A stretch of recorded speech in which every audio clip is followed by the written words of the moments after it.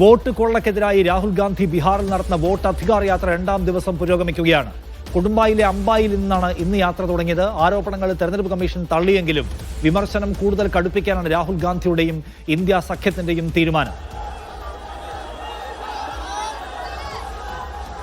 P R Aravind കൂടുതൽ വിവരങ്ങളുമായി ബീഹാറിൽ നിന്ന്. അരവിന്ദ്, യാത്ര ഇപ്പോൾ എവിടെയാണ്, എങ്ങനെയാണത് പുരോഗമിക്കുന്നത്? വലിയ ജനപങ്കാളിത്തം അതിനുണ്ടോ?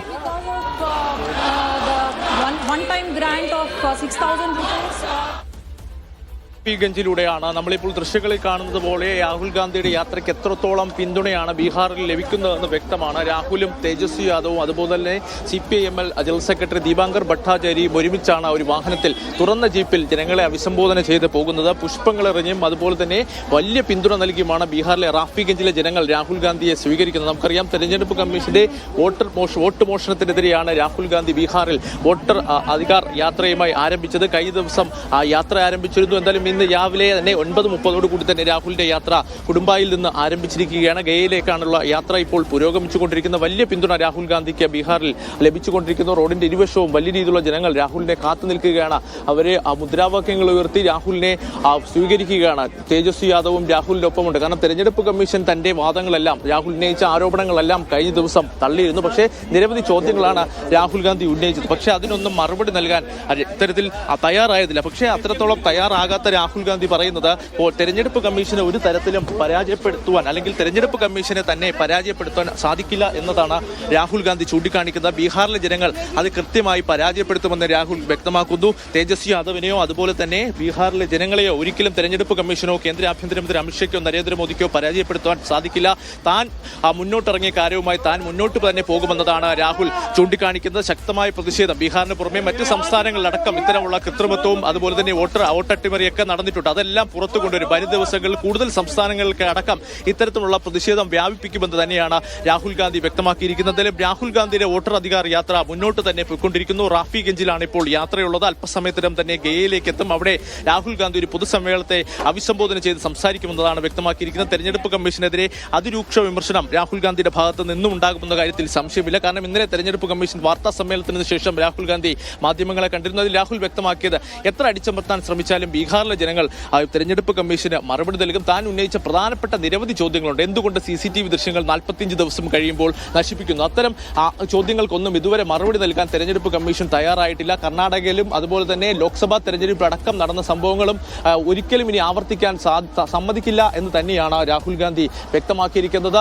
എന്തായാലും തേജസ്വി യാദവ് അടക്കമുള്ള ഇന്ത്യ സഖ്യ നേതാക്കൾ രാഹുൽ ഗാന്ധിക്ക് വലിയ പിന്തുണ നൽകുന്നു.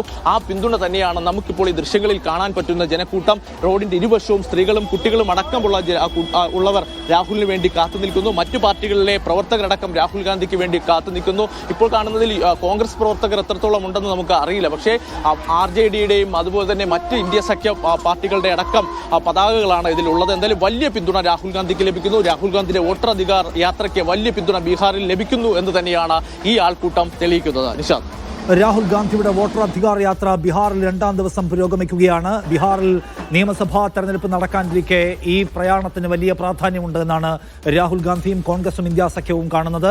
നേരത്തെ അരവിന്ദ് ചൂണ്ടിക്കാണിച്ചതുപോലെ ഇന്ത്യ സഖ്യത്തിലെ പ്രധാനപ്പെട്ട കക്ഷികളുടെ എല്ലാം പങ്കാളിത്തം ഉറപ്പാക്കാൻ കഴിയുന്നു. അതിൽ തന്നെ RJDയുടെ പങ്കാളിത്തമാണ് ഈ യാത്രയെ വിപുലമായ ഒരു സംഗതിയാക്കി, അല്ലെങ്കിൽ വലിയൊരു സംഗതിയാക്കി മാറ്റുന്നത് എന്നാണ് കാണേണ്ട കാര്യം. നേരത്തെ തേജസ്വി യാദവും ഈ യാത്രയ്ക്കൊപ്പം ഉണ്ടായിരുന്നു. രാഹുൽ ഗാന്ധിക്ക് വലിയ സ്വീകാര്യത കിട്ടുന്നു. അദ്ദേഹത്തിന് ഈ വോട്ട് ചോരി എന്ന ആശയം, അല്ലെങ്കിൽ ഈ പറയുന്ന സംഗതി എന്തുമാത്രം ജനങ്ങൾക്കിടയിലേക്ക് എത്തിക്കാൻ കഴിയുന്നുണ്ട് എന്ന് പ്രധാനപ്പെട്ട ചോദ്യമാണ്. അപ്പോൾ അതിനുവേണ്ടിയുള്ള പ്രവർത്തന പദ്ധതിയായിട്ടാണ് ഈ യാത്രയെ അവർ കാണുകയും ചെയ്യുന്നത്. എന്തായാലും ബീഹാർ നമുക്കറിയാവുന്നതുപോലെ വലിയ മൂവ്മെന്റുകളുടെ ചരിത്രം പേറുന്ന ബീഹാറാണ്. JP മൂവ്മെന്റ് അല്ലെങ്കിൽ ഇന്ദിരാഗാന്ധിയുടെയൊക്കെ ബീഹാർ എപ്പിസോഡുകളെ കുറിച്ച് നമുക്ക് നല്ല ഓർമ്മയുണ്ട്. അപ്പോൾ ബീഹാർ എങ്ങനെയാണ് ഇന്ത്യൻ രാഷ്ട്രീയത്തിൽ നിർണായകമായ വഴിത്തിരിവ് സൃഷ്ടിക്കാൻ പോകുന്നത്? രാഹുൽ ഗാന്ധി ഒരു പക്ഷേ അദ്ദേഹത്തിന്റെ പൊളിറ്റിക്കൽ കരിയറിലെ ഏറ്റവും വലിയ ഒരു ഉദ്യമം എടുത്തിരിക്കുകയാണ്.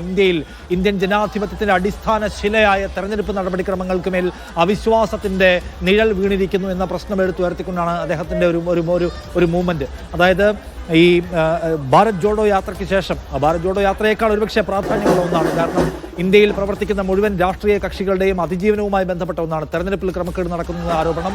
അത് ജനങ്ങളെ എഡ്യൂക്കേറ്റ് ചെയ്യുക എന്ന പ്രോസസ്സിന്റെ ഭാഗമായിട്ട് രാഹുൽ ഗാന്ധി നടത്തുന്ന യാത്രയ്ക്ക് ബീഹാറിലെ ഗ്രാമഗ്രാമാന്തരങ്ങളിൽ വലിയ പിന്തുണ കിട്ടുന്നതാണ് നമ്മൾ ഈ കാണുന്ന ചിത്രങ്ങളിൽ നിന്ന് മനസ്സിലാവുന്നത്. അപ്പോൾ ആ വിദ്യാഭ്യാസ പ്രക്രിയ, ആ എഡ്യൂക്കേഷൻ പ്രോസസ്സ്, ഈ വോട്ടർ പട്ടികയിൽ വലിയ പ്രശ്നങ്ങളുണ്ട് എന്ന് അത് വിശദീകരിക്കാൻ തെരഞ്ഞെടുപ്പ് കമ്മീഷന് കഴിയുന്നില്ല എന്ന് ബോധിപ്പിക്കാൻ രാഹുലിന് കഴിയുമോ എന്നാണ് ഇവിടുത്തെ ഏറ്റവും പ്രധാനപ്പെട്ട ചോദ്യമായിട്ട് ഉയർന്നു നിൽക്കുന്നത്.